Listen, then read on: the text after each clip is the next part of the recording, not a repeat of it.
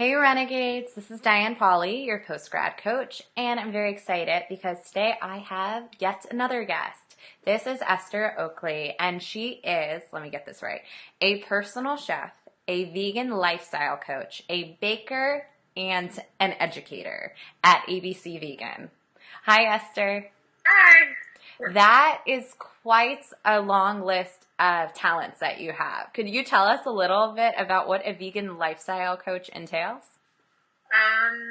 So vegan coaching, basically, people come to me anywhere along the scale of I want to be vegan 100% tomorrow, or I don't know, I've heard about this thing. Maybe I want to try meatless Mondays. I don't know where to start. Can you help? So I really just help people, and it's really customized to the person of what they need help with, whether it's understanding nutrition or if it's knowing what to cook or finding resources online. You know, we work through whatever their personal issues are and go from there. I love it because there's a phenomenon washing over the area where I feel like lots of people are into eating healthy now and doing yoga and all of these mind, body kind of healthy relationships. So do you primarily sell off of your website, or do you go into people's homes and cook for them? Is that more of what you do? I mean, it really depends. I definitely go into people's homes and cook for them. I do intimate dinner parties. I cater to yoga retreat. But then I also do coaching over phone or Skype. I go to farmers markets and sell baked goods. I work with a program for like troubled teens, doing a culinary curriculum. So I do like a million different things. A lot. You are like a queen of all trades. I know so many people who, when they're really passionate about their art form, and for you, it's cooking, they just have a heart for what they're doing and a passion. And a lot of creatives I talk to, it's hard to kind of add that business component into it when you're just doing it because you love it and you want to serve everybody. Do you feel like that? Oh, absolutely. I always have trouble with that. Like, I don't want to focus on anyone. I want to help everyone who needs help. They should all come to me. No, and it's a common problem that so many creative entrepreneurs face, because it's like you're coming into this, you want to be authentic, you want to be yourself, and you want to find people who jive with you, but also realize that maybe I can't serve everybody. So I'd love to talk with you about, I know we've talked before on some of the people you work with that you do personal chef work for that really just light you on fire, that like excite you to work with them. Can you tell us about maybe one of your favorite clients? My favorite client right now is the girl I do personal shopping for. And she's just always, I mean, she was friendly from the day we started working together, welcomed me into her home, gave me a key immediately, like, writes me rave emails every week. Oh my God, that vegan lasagna was amazing. I can't believe it wasn't dairy. Like, every single thing is just rave review after rave review. And that's wonderful. But she's also just really friendly, and her home feels like home now. And she leaves me like little treats. And like, we just have a great, comfortable relationship. So I love it. Oh, and can you, while we're on that subject, for any viewers listening, some people ask all the time, how do I get testimonials? Do I have to just talk to somebody and then do something nice for them and ask them for it? But maybe you can help people understand that if you're very good at what you do and you do it authentically, you don't even have to ask. Yeah, mostly. I mean, with her, like I said, she just sends me emails every week after she tries the food. Oh my God, whatever it was amazing. Awesome. I worked for another couple that I did sort of ask, but then they sent me like 2-3 amazing paragraphs of how great the service had been and whatever. So yeah, I guess when they really love it, it's not that hard for them to say so. I think that's a testament. It's something that people need to hear, that when you really do something you love and are just yourself and you find people who appreciate that, then it's reciprocated. Yeah. Which is a good thing. So I was thinking about kind of what you do and the vegan coaching that you have, and I know you're telling me a little bit about how on your site you also do these things called kale donuts. Is that right? Yeah. And they sell like hotcakes apparently? Yeah. when I bring them to farmers markets, it's just like the first time I brought them to a festival, I had no idea what to expect, so I brought 150, I think, and they sold out in 2 hours. Oh, wow. Like, the festival was like 6 hours long, and people were like, what, you don't have any more? I wanted to try those. So, and yeah. I love that. And I brought that up because I think sometimes it's hard, especially I consider you an artist when it comes to food because I think what you do is amazing and I can't cook. So that being said, sometimes it's hard to have the difference between products and services. And it seems like you have both. So the products sell for you. Yeah. And do you think it's harder almost when it comes to the one-on-one chef services that you supply? Do you think it's harder to kind of have them sell as much as Kale Donuts do? Yeah, it's harder in a way. I mean, I definitely have to do a little bit of selling, mostly to convince the person that I'm right for them and that I'm going to solve their problem and, you know, they're not going to invest in me and then end up still with the same issue afterwards. But in general, I feel like once I'm talking to someone, they're pretty committed and it's more likely than not that we'll find some way to work together. It's just getting those people in the door is harder for services, like getting people to pick up the phone and say, hey, I want to talk to you, hey, I want you to cook for me, hey, I need your coaching, whatever it is. Definitely. That's the harder part. I love that you mentioned that because it's something that I'm trying to work on creating an easier path to that now because it's so hard when you know who you are, what you're good at, and then you know your people that you want to work with are over here and it's like, how do I get to them? Easily. So we were talking about this a little bit before, but, you know, Kale Donuts, they sell without you having to do much work. And I think we were talking about why that is and how that can be applied to the services aspect. So do you think having gluten-free kind of treats that you sell online appeals to a potential customer's immediate need? Yeah, for sure. I mentioned you before, I make a gluten-free version of the Mrs. Fields chocolate chip cookie cake. Which is awesome. I haven't quite started selling it yet, although it is on my website if anyone's interested. But I want to sell that, and I think it, like you said, it appeals to an immediate need of people that are very aware of this gluten-free mentality, whatever it is right now. People are like looking for that, so it sells right away when they find something that meets that, but is also a treat and it's also good for celebration. It just covers everything. Yeah, and it's trying to apply whether it's that need or a similar need to the services that you have and addressing it with a result. So the result that you supplied for, I want to eat healthy, but indulge a little bit for, you know, desserts on your website. That was met by an image of a pretty shiny dessert that is healthy. So they were like, click, buy. Yeah. So then it's a little bit harder because when it comes to your services, obviously you don't want to stand around just holding like a tray of treats and being like, healthy. Want to talk to me? So we were talking about the clients that you love to work with and kind of the results that you give them. And you can expound upon this, but it seems like you give them time, quality time that they're looking for because they don't have to worry about being busy and then having to cook. Do you want to tell us a little bit about that?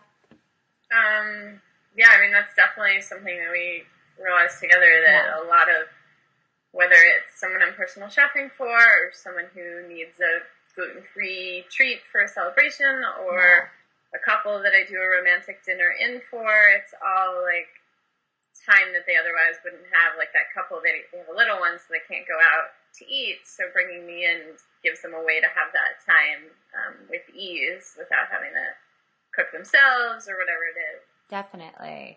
I think we were kind of on the verge of getting at something where it was like you almost allow them to indulge in a way, whether it's with each other, in their lives, in a good meal, without that sense of guilt that people can feel. But sometimes you don't want to kind of put that negativity in there. Yeah, exactly. Like, I think indulge is a really great word. Yeah. And I also think it's really accurate, and a lot of people would say that indulge and vegan are like opposites or something, and I do not agree. Like, I think indulge is a perfectly accurate word, and that the treats I make are treats, and they're amazing, and even the healthy food, you feel great when you're eating it. So I like that word, but definitely not so much the second, like, negative, like, without the blah, blah, blah spin. What if there was, like, a second positive word? I just thought of when you were saying just now, you feel great. And I've heard that. Now, I will admit I'm a carnivore. I have a problem. But, maybe you can help me with that. So I know people who are vegetarians and vegans, and they say they feel satisfied, they feel fulfilled, you know, with a simple meal. Yeah. And I think people who don't have that lifestyle can look at a vegan lifestyle and say, well, aren't you depriving yourself? But they could say, no, I feel satisfied, fulfilled. Do you think, I was just going to say, you know, what's interesting is that a lot of people feel that way before they do it. And I remember before I went vegan being like, but what do you eat? Like, I don't understand. But then, like, once you're on the other side of the line, like, I eat such a better, more varied diet than I ever did before. Like, all of a sudden I'm like, ooh, mustard greens. What are mustard greens? I'm going to try that. And, like, you just, all of a sudden you realize how many things are out there. And, like, I have a stack of recipes that I probably couldn't get through in my lifetime that I want to try. Oh, I love that. I think you mentioned to me before, whether it was for a client of yours, you did some sort of compilation of a recipe book. Yeah, I had a woman who came to me because her kid had been diagnosed with, I don't know, like 5, 6, 7 different allergies. And I don't think she was vegan, but among the allergies were fish and eggs and dairy. So obviously I was someone that was going to be able to help with that. But then she also had wheat and nuts, I think. But it was 5 or 6 different things, and I had to go through, and it was a challenge for me, and it was fun to be like, all right, well, now I also have to cut out these things. What else? What can I make? And it ended up not being a problem at all. Like, it's amazing how much you can find once you want to and once you're focused on it. Yeah, definitely. And that's something that I wanted to touch upon, too, is that idea of when you work with somebody, it seems like when you work with the people who light you up the most, they almost challenge you in a way, whether it's with their dietary restrictions or their open-mindedness to kind of allow you the space to push outside your cooking style a little bit. Is that true? A little, sometimes. Not everyone, but for sure. There's always an element of like, oh, well, I don't know how to do this, so let's figure it out, and that's fun. Definitely. And I think one thing that I've definitely discovered in business when it comes to creativity is that it seems simple, but the more you get clear on who you are in your art form and what you love, it translates to who you want to work with. And when you have a big heart and you love what you do, it's like, I just want to cook for everybody. But sometimes it's like, who really excites me? And sometimes it's actually somebody that's not that far off from who you are. Maybe it's somebody who just transitioned to the vegan lifestyle. So they're real motivated. They're pumped. They're like, I'm on fire. Let's do this. I want to like clean out my whole kitchen. You're like, okay, I have the permission. And you said when you're talking to me just now about opening up your mind, like, what are mustard greens? Like, you're curious about it. And when you were telling me about your clients, it seems like the ones that make you really happy are the ones who are the same way. Yeah, for sure. At least really open. Like the ones that are like, well, I want to learn about X. Or, you know, like I have a girl who hates vegetables but wants to eat healthier.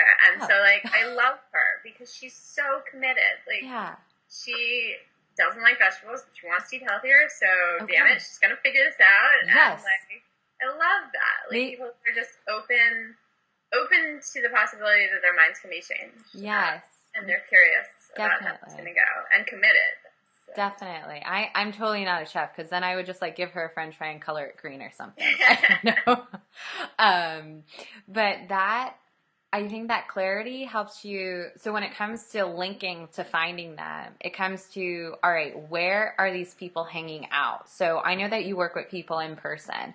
So Where do you find that most of your market or your ideal clients are hanging? Is it at, because if you think about they're curious or interested, are they at farmers markets? Are they in like organic aisles of local grocery shops?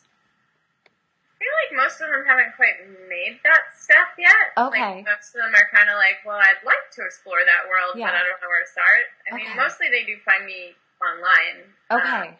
Or word of mouth. Word of mouth is great. But mostly online. So I'm not really sure I know where their physical hangouts are. Yeah.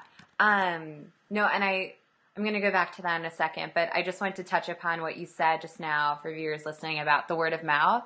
And again, I'm just pulling out the simple here because it's so important. So you obviously must like cook phenomenally. So do people just refer you? Sometimes, yeah.